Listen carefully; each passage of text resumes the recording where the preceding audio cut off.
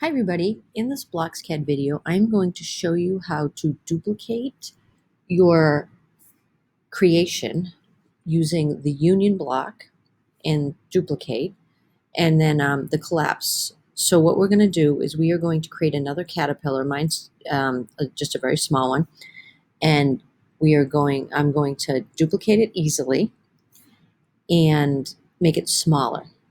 So you have all your code. You could go in and duplicate all your code, but it would get a little confusing because then your area would get messy.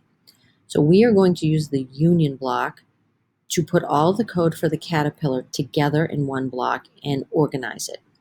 So in the setups, you're going to get the union block. And there are two open spaces. So you can start filling all the code because all the code here makes this caterpillar. And then you hit the plus sign next to the word union to add more. So I'll add a couple more, put those in. Still need a couple more. Oops. Oh, I hit the minus sign by accident. So you can see what that did. It took some of the sections out. So I have all my code in to make my caterpillar. So now I have 3 left. So I can hit the minus sign 3 times to get rid of the extras. Now I'm going to test it. I'm going to hit render just to make sure I didn't delete anything. Okay, caterpillar looks great. Now, to organize this even more, I am going to right-click, label it. So I'm going to add a comment and hit the question mark now that was added. And then your comment usually shows above. There wasn't any room, so mine is below. And I am going to call this first, because this was the first one I made, caterpillar. And then I'm going to go back up to the top and hit the question mark again, and it will put my comment away, but my comment is there. Now I'm going to right-click again and collapse the block. Now you can see this is named first caterpillar.